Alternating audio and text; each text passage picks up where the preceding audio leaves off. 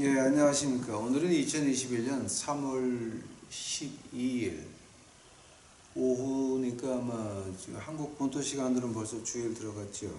그래서 이제 우리 유튜브 식구들을 위해서 주일 이제 메시지입니다.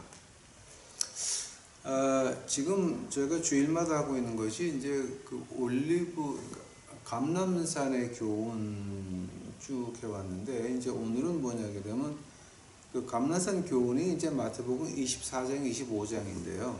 그 24장 마지막하고 25장에 합쳐가지고 비유가 3개가 나와요.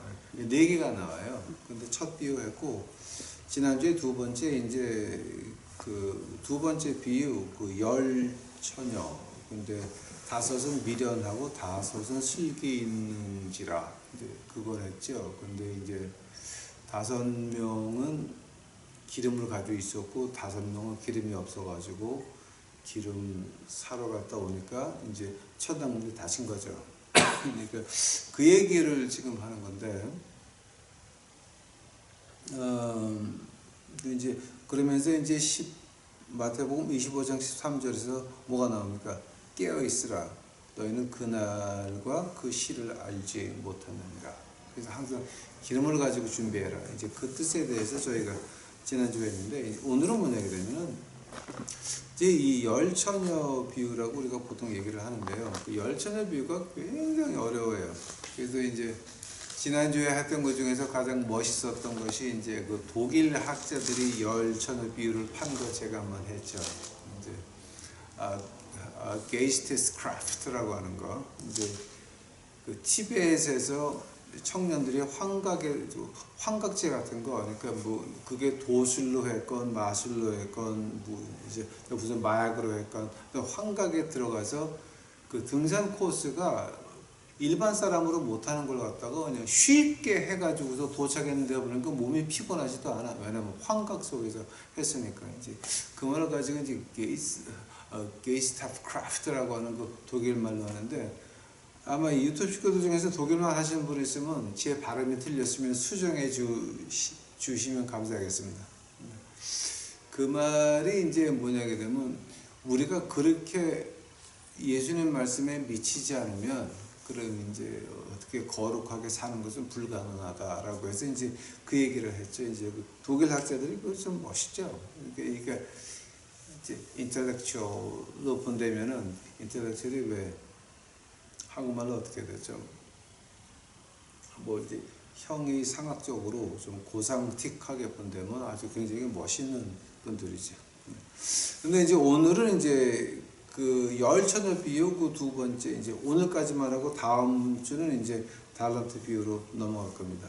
근데 오늘은 뭘 하냐면은 제가 지난주에 약속한 대로 이제 구약에서 이 미련하다라고 하는 말을 갖다가 5가지로 나눕니다. 그러니까 이제 구약에 특히 이제 그 잠언을 보면 이 미련하다라고 하는 말을 갖다가 5가지로 해요. 그럼 그 5가지 중에서 우리가 몇 개나 가지고 있나? 그래 갖다가 좀 보자라고 하는 겁니다. 근데 그 5가지 중에서 이제 고칠 수 없는 게 2개가 있고 고칠 수 있는 게 3개가 있어요. 하면 우리는 지금 어디에 와 있나? 이제 그거를 좀 보자라고 하는 겁니다. 그 고칠 수 없는 데 가 있는 사람들은 좀 이렇게 밖으로 나타나는 표가 분명하죠. 그래서 자, 마태복음 25장입니다. 1절입니다. 그때 천국은 마치 등을 들고 신랑을 맞으러 나간 열처녀와 같다 하리니 그 중에 5은 미련하고 5은 슬기 있는지라. 아직 기도하시겠습니다. 아버지 하나님, 이제 오늘 이 우둔하다는 거에 대해서 말을 하려고 하는데, 하나님이여, 우리 마음속에 이 우둔한 것이 뭔가를 깨닫게 하옵시고, 우둔한 것을 우리가 깨달았으면 주 앞에 가서 회개하고 하나님께 지혜를 구할 수 있도록 하옵시고, 하나님께서 지혜를 주셨으면 그 지혜를 행동으로 옮길 수 있는 용기까지 저희들에게 허락하여 주옵시기만을 간절히 바랍니다. 아버지여, 돌아가지 마옵시고 그죠? 우리에게 직접 오셔서 이 말씀을 보는 자들 축복하옵시고 지혜를 주옵시고 지혜를 행동으로 옮길 수 있을 때까지 그 용기를 허락하여 주시옵소서.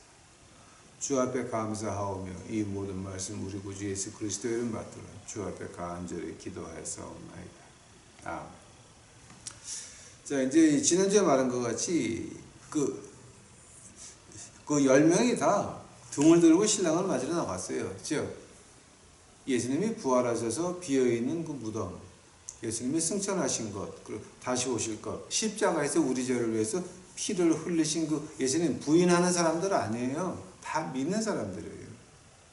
10명 다. 그래서 신랑을 맞으러 예수님을 맞이하러 나갔는데 5은 기름을 가지고 있었고 5은 기름을 안 가지고 있었다는 거죠. 자, 이제 거기에 대해서 지난주에 한참 했으니까 이제 제가 그건 안 하고, 근데 이제 여기서 문제되는 것이 반은 하늘나라 들어가고 반은 하늘나라 못 갔다라고 하는 거예요. 하게 되면 구약에서 이 미련하다라고 하는 말을 어떻게 풀이하고 있습니까? 그래서 그 5가지 미련하다라고 하는 말을 알면 그럼 우리가 하늘나라 가나 못 가나 이걸 갖다가 우리가 우리 자신은 우리가 하나님 말씀에 비춰보자라고 하는 겁니다. 그래서 만약에 우리가 우둔한 점이 있으면 빨리 회개하고 빨리 지혜를 구하고 빨리 그대로 해서 하늘나라 가자라고 하는 얘기입니다. 제가 여러분한테 헌금 걷는 거 아닙니다. 제가 여러분에게 회비 걷는 거 아닙니다. 그죠? 같이 하늘나라 가자라고 하는 겁니다.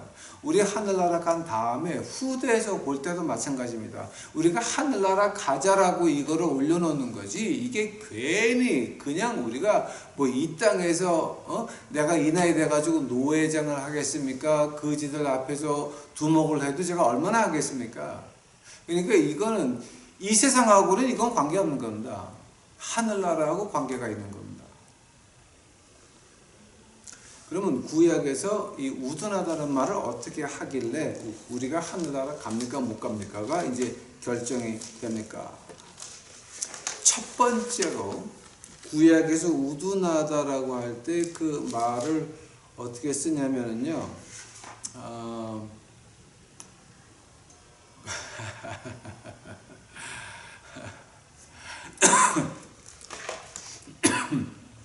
오늘은 잠언을 가 있을 거예요. 그러니까 아예 잠언으로 가 계세요. 시편 다음에 잠언 있죠. 잠언 7장 가보세요. 잠언 7장 6절 7절이에요.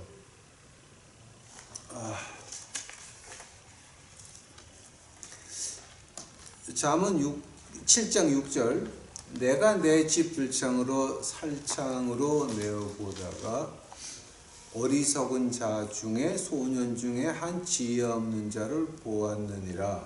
그가 거리를 지나 음료의 골목 모퉁이로 가까이하여 그 집으로 들어가는데 저물 때 황혼 때 깊은 밤 흑암 중에와 그때의 기생의 옷을 입은 간교한 계집이 그를 맞으니. 오케이. 이제 그때 이제 여기 그 7절에 나온 어리석은 소년을 갖다가 이제 우리가 히브리어로 어떻게 말하냐면은 패세라고 이제 우리가 발음한다. 패세라고 하는 말을 갖다 이제 우리가 이제 이걸 오늘 읽은 것 같이 잠언 7장 6절 7절 또 잠언 22장 가보세요. 아마 이거 지금 오늘 하는 건 굉장히 재밌어요. 7장 22절 잠언 22장 가보세요. 잠언 22장 세 번째 절 슬기로운 자는 재앙을 보면 숨어 피하여도 어리석은 자들은 나아가다가 해를 받느니라. 그때 쓸 말이 패세. 하게 되면 이 패세라고 하는 말은 이제 어떤 거냐면요,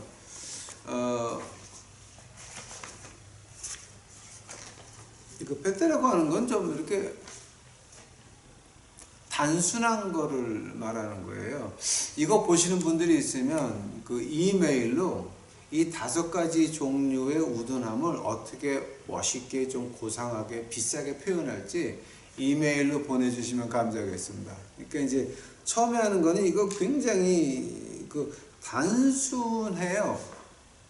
어디까지 단순하냐면 이제 지금 읽은 거 같이 슬기로운 자는 재앙을 보면 숨을 피하는데 이 어리석은 자는 즉 베세는 나아가다가 해를 받는 거예요. 즉 분별력이 없어요.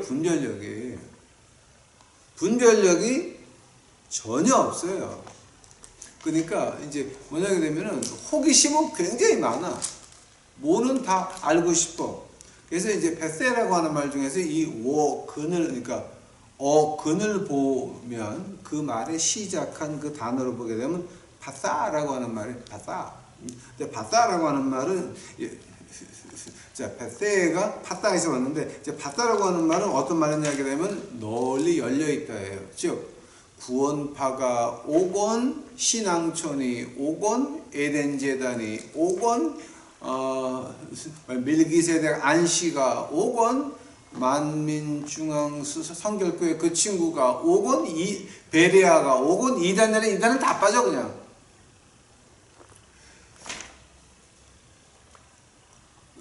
그러니까 이게 뭐 여호와의 증인이 오건 다 빠져 그냥 다. 근데 이단만 돌아다녀 또. 자 이제 그런 사람 보고 이제 베세라 그래요. 그러니까 분별력이 전혀 없는 거야. 앞뒤를 분간을 못해요. 앞뒤도 분간 못하고 완전히 개판 5분 전이죠 이제 이게. 근데 그런 사람들을 갖다가 이제 그 베세라 그래요. 근데 그 베세가 이제 그 가장 문제점이 뭐냐게 되면요. 고린도 전서 12장 가보세요. 고린도 전서 12장. 고린도 전서 12장 8절서부터 봐요. 8절. 어떤 이에게는 성령으로 말미암아 지혜의 말씀을, 어떤 이에게는 같은 성령을 따라 지식의 말씀을, 다른 이에게는 같은 성령으로 믿음을, 어떤 이에게는 한 성령으로 병 고치는 은사를, 어떤 이에게는 능력 행함을, 어떤 이에게는 예언함을, 어떤 이에게는 영들 분별함을, 다른 이에게는 각종 방언 말함을, 어떤 이에게는 방언 통역함을. 즉 9가지 성령님의 그 은사가 나오죠. 근데 그 9가지 이제 하나님 영의 은사 중에서 가장 기초가 뭐라 그럽니까? 그 방언이라고 말하는 사람들은 성경을 모르는 무식한 사람들이니까 뭐 9가지 성령의 은사 가운데서 방언을 못하면 성령 받은 게 아니다라고 하는 그 성령 학교를 하는 이제 그런 인간들이 있는데요. 그런 사람들도 보면 빨리 피하세요. 왜냐하면 그건 무식한 거예요. 야고보서 1장에서 각종 좋은 은사는 하나님 아버지한테서만 내려오는데 하나님 아버지가 방언을 안 줬으면 여러분이 좋아하는 주기철 목사님도 손양원 목사님도 방언을 못했어요. 여러분이 좋아하는 빌리그레엄 목사도 방언을 못했어요. 그러니까 방언 못하면 성령의 은사 받은 게 아니다. 그러니까 좀 이렇게 무식하면 그러니까 주대기 다물고 그냥 가만히 있으면 돼. 그러니까 어느 교회든지 성령학교 한다? 도망가세요. 그거 큰일 나요. 그거. 그래? 그 성령학교 한다고 교회 지하실에 내려가서 불을 어두컴컴하게 만들어놓고 이러고 가다 보게 되면 마귀 영 받아요. 그거. 그러니까 그거는 아예 자 그렇다 그러면 아예 도망가야 돼요. 하면은 9가지 성령의 은사 가운데서 가장 먼저 받아야 될 게 영들의 분별함이에요. 분별의 영이 1번이에요. 분별의 영이 없으면 어떻게 되는 줄 아세요? 마태복음 7장 가보세요. 분명히 내가 하나님의 일을 크게 한 것 같아요. 큰 교회 가서 큰 장로하고 큰 목사하고 큰 권사하고 뭔가 크게 해가지고 유명한 목사들하고 밥 먹고 골프 치러 다니면서 뭔가 많이 한 것 같아. 크게 뭔가를 했어. 근데 마태복음 7장 22절 보니까 그날에 많은 사람들이 나더러 이르되 주여 주여 우리가 주의 이름으로 선지자 노릇하며 주의 이름으로 귀신을 쫓아내며 주의 이름으로 많은 권능을 행치 아니하였나이까. 오케이? 주의 이름으로 귀신도 쫓아냈대. 근데 주님이 하는 말 봐요. 그때 내가 저에게 밝히 말하되 내가 너희를 도무지 알지 못하느니 나를 불법을 행한 자들아 나를 떠나가라. 자, 그 불법 행했다는 게 뭐예요? 뭐가 불법이고 뭐가 나의 소명인지 분별도 없었단 말이야. 즉, 이 아주 그 단순한 우둔한 사람은 뭐냐? 분별의 영이 전혀 없어. 즉, 찍어 먹어봐야 아시는 분들, 그런 사람들은 아예 그거는 진짜 아예 그 말을 안 해야 돼요. 뭔가 그냥 알고 싶어가지고 그러는데 인간이 알고 싶어하는 거는 다 나쁜 거예요. 하나님 뜻을 알아야 그 안에서 하나님이 보호하시는 거지 그 외에는 여러분 없어요. 두 번째로 그러면 두 번째 이제 좀 우둔하다라고 할 때 이제 쓰는 말이 FL이라는 말을 많이 해요. FL인데 이제 그 말이 어디서 나오느냐 하게 되면은 그 잠언 10장에 나와요. 잠언 10장. 잠언 10장 가보시게 되면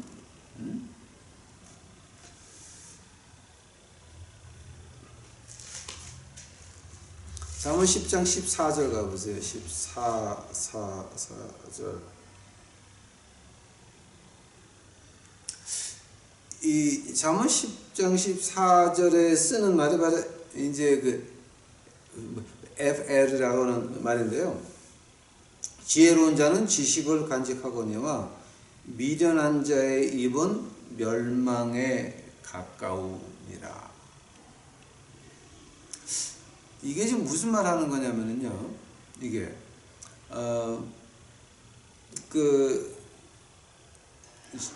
지혜로운 자는 지식을 간직하고 미련한 자의 입은 멸망에 가깝단 말을 갖다가 이제 그 같은 잠언 안에서 이렇게 표현을 하는 게 있어요. 27장 가보세요. 잠언 27장.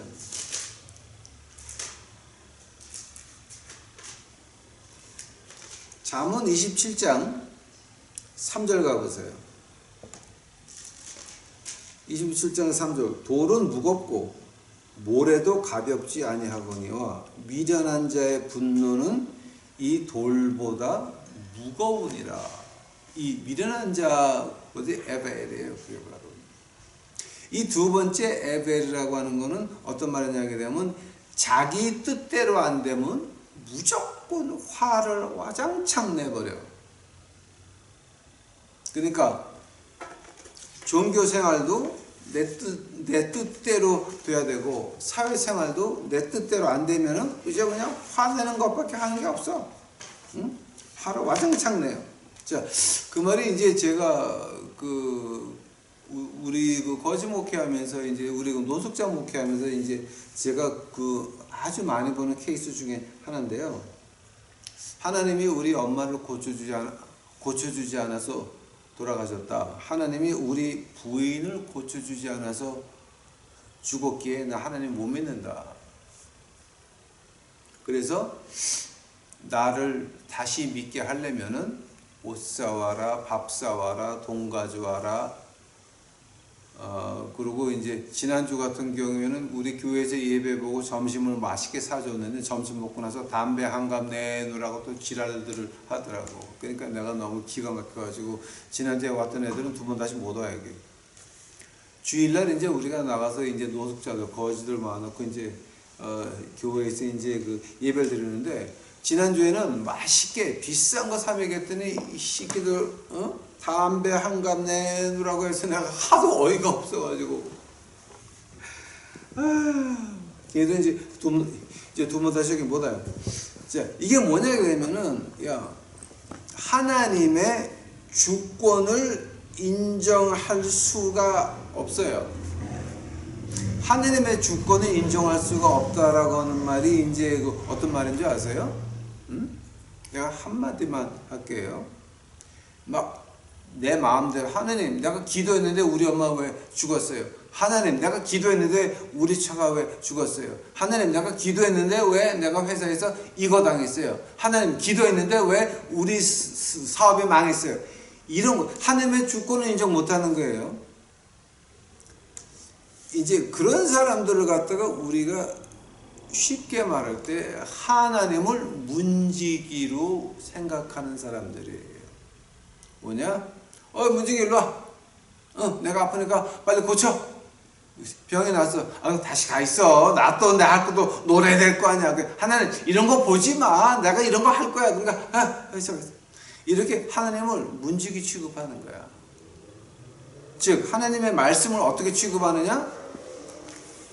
주일날 교회 갈 때 먼지 묻은 거 탁 해놓고 나서 탁 끼고 가가지고 하나님 나 이제 교회 왔다 갔으니까 이번 주에 교통사고 안 나고 이번 주에 우리 회사 안 망하고 이번 주에 감기독감 안 걸리고 이번 주에 코로나19 안 걸리고 우리 회사 안 망하고 그러는 거 무식한 것들. 그러니까 지금 이 하나님 말씀이 무슨 마술 방망입니까? 금나라 뚝딱 은나라 뚝딱. 이제 그런 사람들 보고 이제 우리가 애매해요. 그러니까 하나님의 주권을 인정을 전혀 못하는 거예요. 그거는 전혀 안 돼. 그거는 이런 사람들은 어떻게 해야 됩니까? 잠언 29장 가보세요. 잠언 29장 9절 보시게 되면 그런 말이 나옵니다. 지혜로운 자와 미련한 자가 다투면 지혜로운 자가 노하든지 웃든지 그 다툼은 그침이 없느니라. 즉 이런 사람들 보게 되면 피하는 얘기예요. 왜냐하면 그치질라는 자기 성에 찰 때까지 화를 내고 자기 성에 찰 때까지 그리고 그 입에 돈다발이나 물려줘야 하하 웃으면서 끝나지. 이건 안 끝나는 거예요. 이거는 한번 생각을 해보세요. 암병이 마귀가 주는 거예요? 하나님이 허락하시는 거예요? 그 대답하시기 전에 이걸 봐요. 부흥사가 가서 헌금 1,000만 원 하면 앞으로 평생 암병 안 걸리게 안수해 주겠다. 말 돼요, 안 돼요? 하면 걔는 마귀 종이에요? 하나님 종이에요? 내가 왜 이딴 말을 하느냐? 내가 직접 봤거든. 응? 봐요. 하나님, 좋은 거죠? 응? 마귀, 나쁜 거죠? 하면 암병, 좋은 거예요, 나쁜 거예요? 어떻게 됐든지 간에 하나님이 허락을 했건 마귀일 건지 간에 어떤 경우라도 그거 사람이 안수기도로 막을 수 있는 거예요. 그런 미친 것들이 목사를 한다고. 아니 나는 실제로 그런 사람 봤다니까. 내가 얼마 전에 10년 안팎이야. 내가 마지막에 그런 사람 보고 내가 놀래가지고 이건 아니다. 우리 구원을 책임지시는 목사님, 전도사 그 말에 교인들이 아멘 하는 걸 듣고 제가 그날 저녁에 내가 여기서 부흥회를 계속 해야 되나 말아야 되나 내가 아주 그냥 근심을 했다니까. 이게 이러면 안 되는 거죠. 이게 즉 이걸 갖다가 어떻게 한국말로 표현을 해야 됩니까? 좀 애매해요. 그러니까 좀 내 뜻대로 안 되면 화만 내는, 하느님한테도 화를 내죠. 그거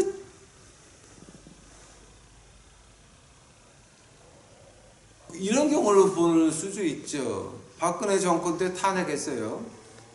촛불 집회할 때 우리 교회 나가는 사람들 몇 명이 나갔었어요. 그럼 지금 그 사람들 지금 다시 촛불 들고 이번 정권에 나가야 안 나가요? 그러면서 현 정권 욕하지 말란 얘기예요. 내 얘기는. 당신들이 교회 나가면서 박근혜 정권을 탄핵했고 이번 정권을 탄생시켰는데 이번 정권에 대해서 왜 대모를 또 하냐 말이에요. 당신들이 투표해놓고. 즉 교회가 하나님을 버리니까 하나님이 한국을 버린 거지. 교회가 하나님을 버리니까 하나님이 한국 땅을 버린 거지. 이걸 가지고 또 나가서 뭘 하겠다는 말이에요, 지금. 그러니까 여러분은 이게 지금 에벨이라고 하는 것이 이게 도무성자고 어떤 그 기준이라고 하는 게 내 감정이에요. 내 기준이, 그러니까 내 감정이 하나님이야, 그러니까 이제 여러분 그거는 좀 조심해야 돼요. 세 번째에 우둔하다고 하는 말이 어떤 말이냐? 세 번째를 갖다가 이제 우리가 말할 때 캐스엘이라고 하는 말을 하는데 이제 이걸 갖다가 이제 히브리어로 이제 빨리 하게 되면 캐셀 그러니까 이제 이게 이제 자세히 듣지 않으면 잘 몰라요. 캐셀이라고 하는데 그 캐셀이라고 하는 건 어디서 나오느냐? 이제 이게 참 아주 묘한 부분인데 그 지금 잠언가게 계시면 13장 가봐요. 잠언 13장 13장에 19절 20절 한번 봐요. 잠언 13장 19절 20절이에요. 소원을 성취하면 마음에 달아도 미련한 자는 악에서 떠나기를 싫어하느니라. 지혜로운 자와 동행하면 지혜를 얻고 미련한 자와 사귀면 해를 받느니라. 이제 이때 쓰는 말이 캐스엘이에요. 이게 캐스엘. 이거는 뭐냐게 되면은 이 사람들은 앞뒤가 전혀 안 맞아요. 즉 미친 게 아니에요. 정신력이 모자란 게 아니에요. 정신력은 남보다 더 강해요. 네? 절대 그 미친 거는 아니에요. 또 조금 모자른 것도 아니에요. 오히려 남보다 똑똑해요. 똑똑한데 뭐가 문제냐? 이제 제가 예를 들자면 이 캐셀 같은 거, 신명기 18장 가보세요. 신명기 18장. 제가 예를 들어 드리는 거예요. 신명기 18장 가시게 되면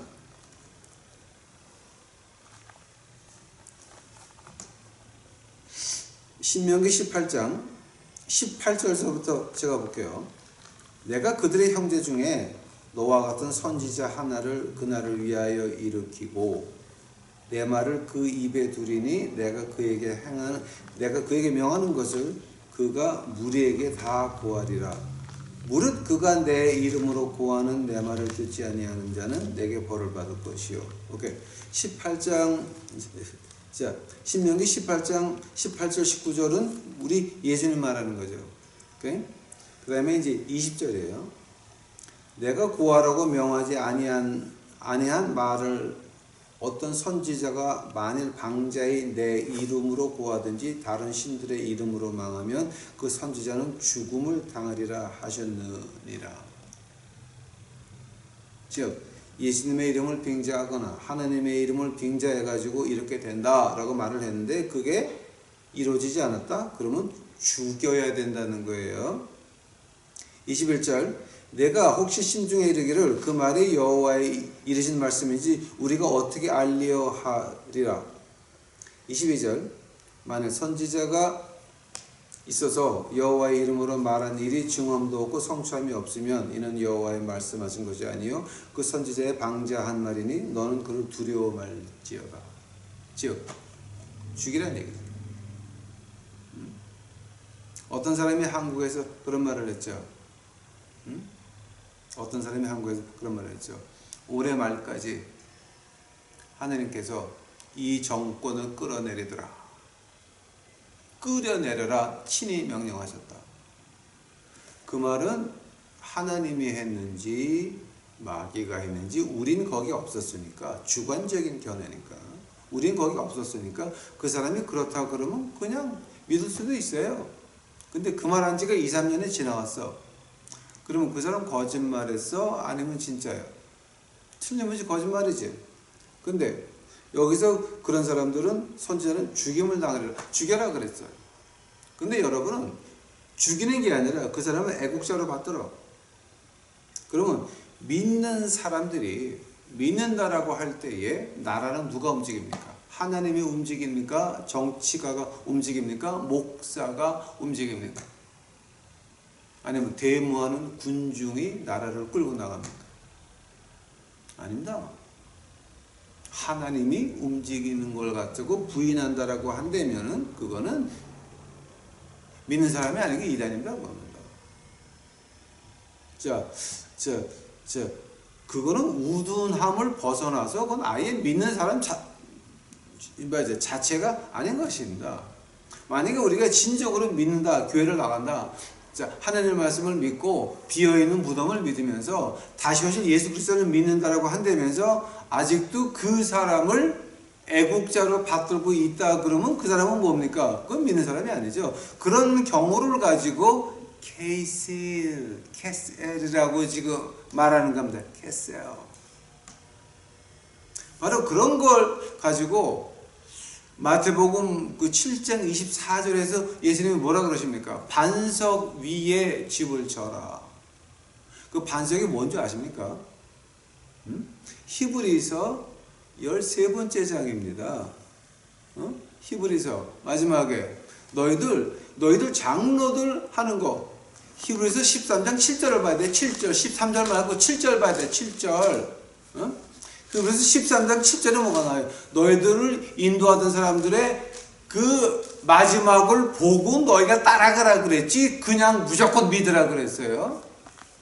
신명기에서 그 말이 분명히 올해 말까지 정권을 끌어내려라. 안 됐어 그거. 뭐야 그럼 죽여야지, 그거를 돌로 쳐서 죽여야지 그거.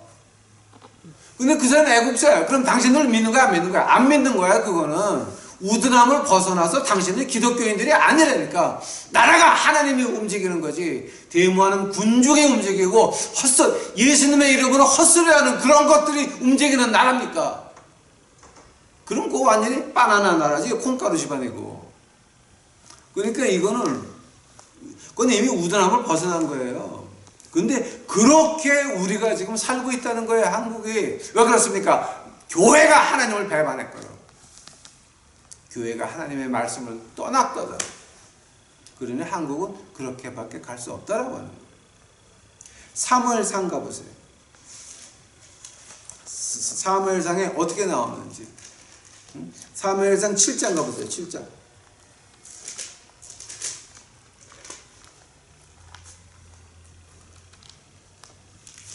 사무엘상 7장 12절 봐요. 12절.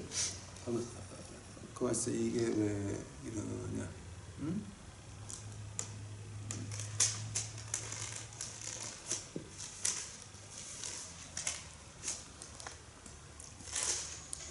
사무엘상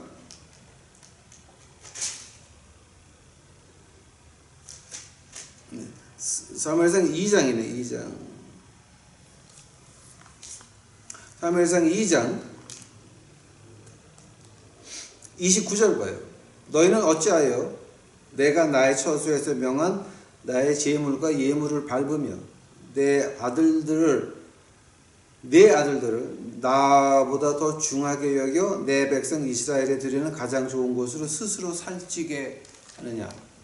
이게 누구 말이냐면요, 엘리 제사장의 아들들이 그 22절 보니까 엘리는 매우 늙었더니, 사무엘상 2장 22절이에요. 엘리는 매우 늙었더니 그 아들들이 온 이스라엘에게 행한 모든 일과 즉 좋은 거 제사 드리기 전에, 하나님께 올리기 전에 빼먹었다. 회막문에서 수종드는 여인과 동침하였다 함을 듣고, 이거 완전히 개차반 자, 여인이 아니라 여인들.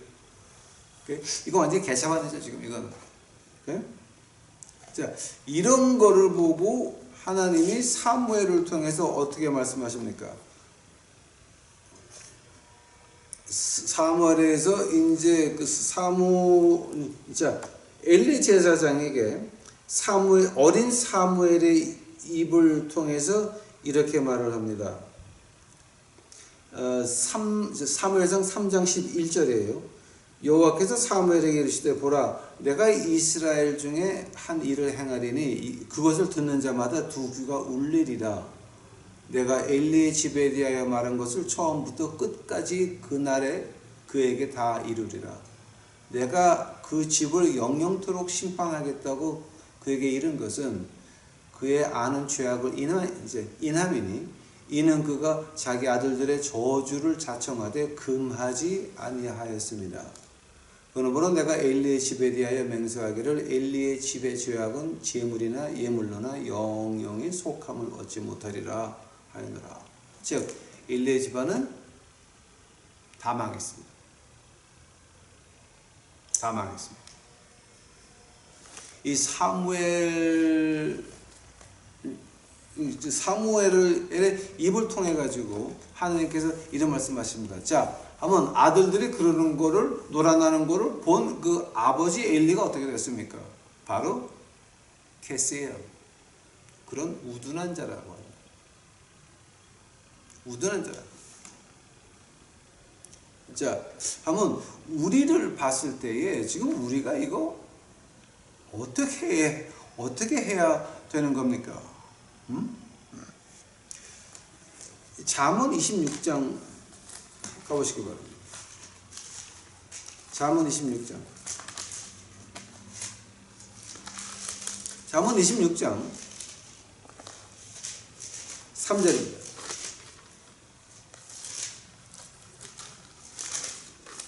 잠언 26장 세 번째 절입니다. 말에게는 채찍이요 나귀에게는 자갈이요 미련한 자의 등에는 막대기니라. 자, 지금 이게 세 번째 그 우둔한 자 지금 말하는 거죠. 우리가 지금 이게 첫 번째는 굉장히 단순하고 두 번째는 화만 내는, 그러니까 자기 뜻대로 안 되면 하나님의 주권을 무시하는 거. 그다음에 세 번째가 이제 캐스예요. 이제 하니까 이건 지금 한국말로 어떻게 표현해야 될지를 모르겠어요. 이 캐슬이라고 하는 건데 그 캐슬이 이제 여기까지는 고칠 수 있는 거예요. 근데 1, 2, 3번의 특징이 뭔지 아세요?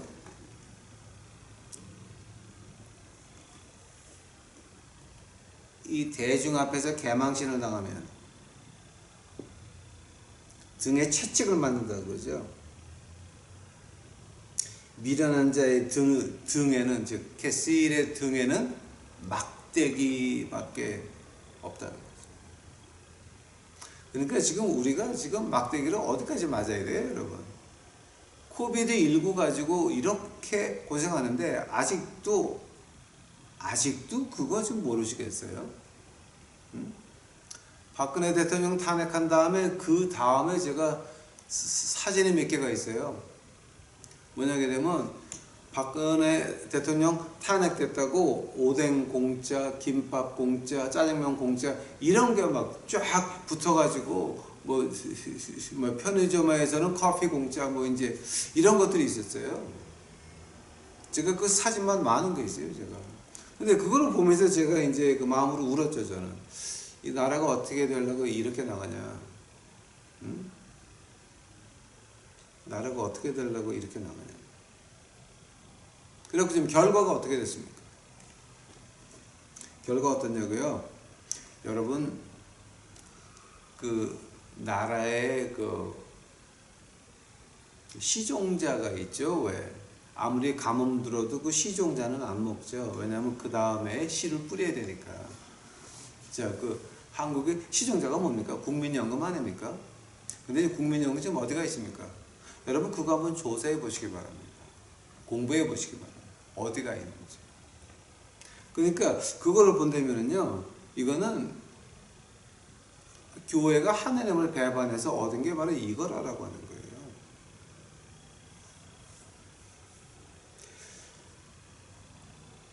캐스예요. 이제 우리에게 고칠 수 있는 방법은 등에 막대기밖에 없는 건데, 막대기를 어디까지 맞아야 우리가 정신을 차려야 되겠습니까? 여기서 제가 더 하다가는 또 진짜 어떻게 되겠습니까? 네 번째 갑시다. 그럼 네 번째에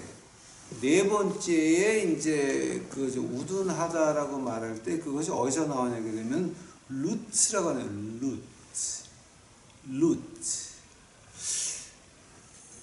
그 이제 그 루트하고 그렇다니까 네 번째하고 다섯 번째는요, 구원의 여지가 없는 거예요. 1, 2, 3번은 구원의 여지가 있어요. 등허리 막대기예요. 그리고 정신 차리고 돌아온다. 근데 네 번째, 다섯 번째는요, 이거는 어떻게 돌아올 수 있는 방법이 없어. 그러니까 우둔함을 고칠 수 있는 방법이 없는 거예요, 그게. 루츠라고 하는데요. 그게 이제 어디서 자세히 나오냐 그러면은요, 시편 1편 가보세요. 시편 1편. 자, 시편 1편 가요. 시편 1편 1절만 봐요. 1절만. 복 있는 사람은 악인의 꾀를 쫓지 아니하며 죄인의 길에 서지 아니하며 오만한 자의 자리에 앉지 아니하고. 악인의 꾀를 쫓는다. 즉, 왜 악인들의 그 아이디어를 들어야 됩니까? 왜 악인들하고 어울려서 밥을 먹어야 되고, 왜 악인들하고. 자, 저는 하나님이 거지 노숙자한테 보냈으니까 그들하고 밥을 먹으면서 우리 주님의 사랑을 보여주고 하나님 말씀을 전하지만, 그렇지 않은 사람들은 왜 악한 것들하고 모여가지고 술을 마시면서 그 얘기를 들어줘야 됩니까? 악인의 꾀를 쫓는다라고 하는 거예요. 아멘. 두 번째가 뭡니까? 악인의 꾀를 듣다 보니까 죄인의 길에 같이 서 있어. 즉, 걔네들이 악행을 하는데 같이 있어, 거기에. 에? 그러고 나서 세 번째가 뭐예요? 오만한 자리에 앉지 않는다. 그 오만한 자를 갖다가 우리가 히브리어로 말할 때 루츠라 그래요. 즉, 네 번째 우둔하다라고 하는 거는 처음서부터 어울리는 게 왜 그런 사람들하고 어울리니? 여러분이 하나님을 어디에다 불렀어요? 저는 하나님이 분명히 노숙자 거지한테 보냈으니까 저는 목숨 걸고 덤벼요. 여러분 어디 불렀어요? 제가 하는 게 멋있다고 쫓아오지 말고, 여러분이 하나님 말씀을 통해서 우리 예수님을 만나가지고 지금 어떤 소명 받으셨어요? 예수님이 뭐라 그러셨어요? 교회 말 듣지 마요. 목사 말 듣지 마요. 제 말도 듣지 마요. 장로 권사 말 듣지 마요. 하나님의 말씀을 통해서 하나님이 여러분한테 뭐 하라 그랬어요? 예수님이 여러분한테 뭐 하라 그랬어요? 하나님 말씀을 통해서 예수님이나 주님이나 만나본 적 있으세요? 그러니까 제가 지금 누구한테 말하고 있는지를 모르겠어요. 이 교회가 그렇게 모임을 회방하는 데예요. 예수님 만나는 거를 막는 데가 회방하는 게 교회예요, 지금. 우리가 나가서 전도해야 될 사람들이 그것도 모르고 자기네가 교회 나가서 거룩하다고 느끼는 그런 등신들한테 우리가 전도해야 되는 거예요. 이게. 자, 시편 1편에 보게 되면 그런 그 순서가 나오잖아요. 루츠라고 하는 게 어디서 시작이 됐습니까? 바로 그런 거예요. 자, 하면은 잠언으로 한번 다시 가보세요. 잠언 13장 보세요. 잠언 13장. 잠언 13장 1절을 보니까 지혜로운 아들은 아비의 훈계를 들으나 거만한 자는 꾸지람을 즐겨 듣지 않으니라. 루츠. 거만한 자. 루츠. 이게 무슨 뜻이냐면요. 루츠라고 하는 거는 내가 지금 당장 이런 일을 해가지고 나한테 좋아야 되는데 이걸 갖다 자꾸만 하지 말라 그래요. 거짓말 한마디 해가지고 돈을 엄청 벌 수가 있고, 거짓말 한마디 해가지고 뭔가를 내가 다 얻을 수 있어. 그 거짓말 한마디 하려는데 하나님 말씀을 자꾸 하지 말라 그래. 정직하라 그래. 아니 교회는 일을 되게 해야지. 그러니까 성경에서 하지 말라 그러건 하라 그러건 우선 교회는 일이 되게 해야 되는 거니까 이렇게 해야 된다라고 하는 거지. 그런 걸 가지고 이제 우리가 루치라 그러죠. 그게 바로 거만한 자. 그거는 지옥 가는 사람들이에요. 네 번째서부터는 구원의 여지가 없어요. 오케이? 자, 잠언 14장 가보세요. 14장. 그 다음 장 6절 가봐요. 거만한 자는, 즉, 룻는 지혜를 구하여도 얻지 못하거니와 명철한 자는 지식을 얻기가 쉬우니라. 자, 뭐 때문에 지혜를 얻기가 힘든 거예요? 왜냐하면 지혜라고 하는 거는 우리 인간의 갈 길을 보여주는데 그 인간의 갈 길을 갈 때에 누가 우리를 지켜보아하는 거예요? 하나님이 우리를 지켜보아하는 거예요. 그의 나라와 그의 의를 구하면 이 모든 것들은 너에게 더하여 주시리라. 예수님이 하신 말씀이에요. 그의 나라와 그의 의를 구하는 것이 바로 지혜를 구하는 건데 그 지혜 구하는 것, 그의 나라와 그의 의는 듣기 싫어요. 왜냐하면 나는 지금 당장 내가 좋아하는 거 얻어야 돼. 내가 지금 좋아하는 거 사기를 치건 거짓말을 하건 그거 내가 뺏어와야 돼 지금. 그런 걸 가지고 룻이라고 그러죠. 룻. 그거는 힘들죠. 자, 이제 그게 로마서 잠언 15장 이제 그 다음 장 가보세요. 이제 15장 12절 가보세요.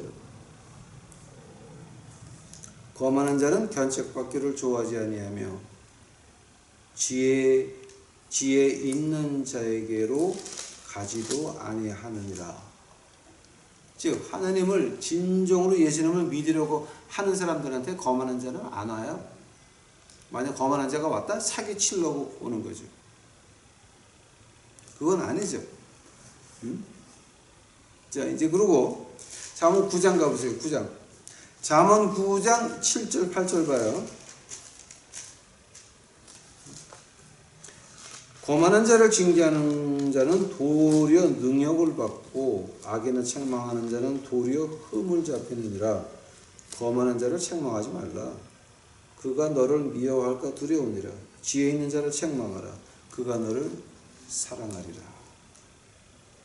진짜 이 세상에 개, 돼지 같은 것도 많아요. 저희도 어느 한 가정을 도와줘 보려고 한국 가정 그렇게 노력을 했는데 결과 돌아온 것은 개, 돼지 같은 취급이었고 아직도 그 피해를 보고 있습니다. 그러나 우리가 온 몸과 마음과 정성을 다해서 도와준 그 집은 하나님께서 축복하시기를 바랍니다. 왜냐하면 그 사람들이 우리 교인에 대해서 길바닥에 나앉으면 그거 가지고 머리 아픈 게 없어요.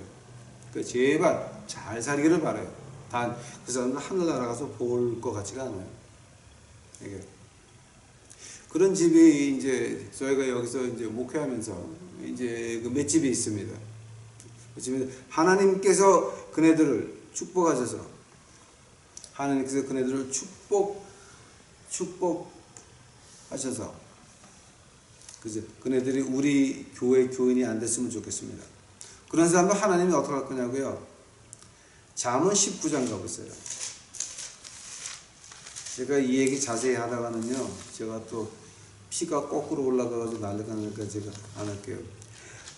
잠언 19장 25절이에요. 25절. 거만한 자를 때리라. 그리하면 어리석은 자도 경성하리라. 명철한 자를 견책하라. 그리하면 그가 지식을 얻으리라. 자, 아까 여기서 15장 보니까 거만한 자를 갖다가 어떻게 했다가는 뭐가 어떻게 된다며. 15장 12절 보니까 자, 거만한 자는 견책받기를 좋아하지 아니하고 지혜 있는 자에게도 가지도 않는다 그러죠. 그 잠언 9장 보니까 뭐라 그랬어요? 거만한 자를 징계하는 자는 능력을 받고 악인을 책망하는 자는 도리어 흠을 잡힌다고 하죠. 즉 하지 말라는 얘기죠. 한데 잠언 19장의 25절 거만한 자를 때리라. 이건 누가 좁히는 거예요? 하나님이 좁히는 거죠. 하나님이 좁히는 거죠. 그가 완전히 망하는 것을 보고 고라가 산채로 지옥에 내려가 고라와 그 일당이 산채로 지옥에 내려가는 것을 보고 이스라엘 백성이 하나님을 두려워한 것 같이. 이거 우리 다른 건 몰라도 이렇게 네 번째 루츠라고 하는 거 이걸 갖다가 우리가 어떻게 한국말로 어떻게 표현해야 됩니까? 이 사람들은요 얼굴 표정으로 얘기를 해요. 얼굴 표정으로 얘기를 하는데 이제 제가 요즘 이제 제가 누구 하나를 만났다가 제 목회 얘기를 좀 하려고 그러니까 인상을 왕창 긁으면서 이제 자기 지금 월말이라서 너무 바쁘다고 본 것만 말하라고 이라고 해서 아주 개망신을 당하고 나온 적이 있습니다. 그런 사람들 이거는 도무증자성 희망이 안 보이는 거지. 희망이 이제 이건 하나님한테 조 맞는 것밖에는 없어요. 그리고 이제 다섯 번째로요. 이제 다섯 번째로 이게 가장 심한 케이스인데 나발이라고 하는 거죠. 나발. 근데 나발이라 그러면 여러분 어디서 많이 들어본 거 같지 않아요? 나발이라고 하는 거는 그 아비가일인가 그 여자 남편이었죠. 다윗이 사울을 피해서 숨어 있을 때 나발의 그 모든 재산을 막아주고 도와줬죠. 근데 다윗이 나발한테 가서 야 우리 병사들 먹을 거 좀 달라 그러니까 개 망신을 주워가지고 보내가지고 다윗이 그 나발을 죽이러 오는데 누가 나갑니까? 그 부인 아비가일이 나가서 무언가를 잔뜩 주고 손에 피를 묻히지 말라고 다윗한테 당부를 하죠. 그리고 3일 있다가 나발의 몸이 굳어서 죽죠. 그 말을 들은 다음에 아이고 이거 내가 죽을 뻔했구나. 이게 그리고 회개를 안 하고 죽어요. 그래서 아비가일이 다윗한테 시집가죠. 자 이제 그런 경우에 지금 이게 나발이라고 하는 거는요 나 외에는 몰라요.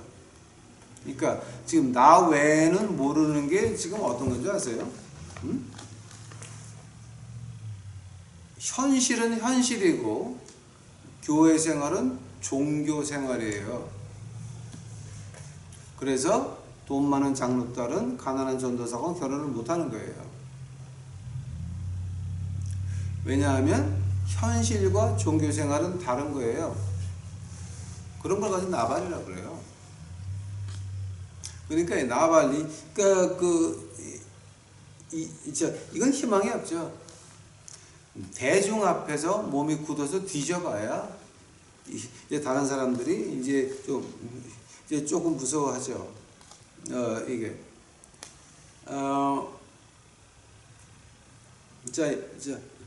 뭐냐 하게 되면은 시편 14편 1절 보게 되면은 그 나발은 시편 14편 가보세요, 여러분. 이 랭귀지로 공부하면 좋은 게 바로 이런 거예요. 내가 그죠? 너무 재밌어요. 14편, 시편 14편 1절에 어리석은 자는 그 마음에 이르기를 하나님이 없다 하도다. 저희는 부패하고 소용이 가증하여 선행을 행하는 자가 없도다. 자, 시편 14편 1절에 어리석은 자, 그 히브리 말로 나발이에요. 나발이에요. 즉 하느님 말씀에서 가장 희망이 없는 거 나발이에요. 몸이 굳어서 죽는 것밖에는 쓸모가 없어요. 쓸모가 없는 거예요. 이게. 그런 사람은 그냥 죽은 몸뚱이가 우리 믿는 사람들한테 도움이 되는 것 밖에는 없어요. 즉 종교생활과 현실이 다른 인간들. 이거를 조심해야 돼요, 여러분. 굉장히 우리 유튜브 식구들만큼은 종교생활과 현실이 같아야 돼요. 다르면 안 돼요. 까딱하면 나발이에요. 오케이? 결론적으로 말해서 잠언 1장 가보시기 바랍니다. 잠언 1장. 잠언 1장 22절. 자, 이제 결론입니다. 너희 어리석은 자들은 어리석음을 좋아하며 거만한 자들은 거만을 기뻐하며 미련한 자들은 지식을 미워하며 하니 어느 때까지 하겠느냐. 즉 1, 2, 3번은 부재의 가치가 있다는 거예요.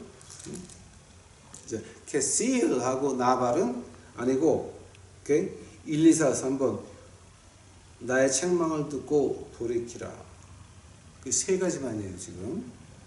나의 책망을 듣고 돌이키라. 보라, 내가 나의 신을 너희에게 부어주며 너희 말을 너희에게 보이리라. 내가 부를지라도 너희가 듣기 싫어하였고 내가 손을 펼지라도 돌아보는 자가 없었고 도리어 나의 모든 교훈을 멸시하며 나의 책망을 받지 아니하였은즉 너희가 재앙을 만날 때에 내가 웃을 것이며 너희에게 두려움이 임할 때에 내가 비웃으리라. 이것이 하나님 말씀이에요. 오케이? 하나님 말씀이에요.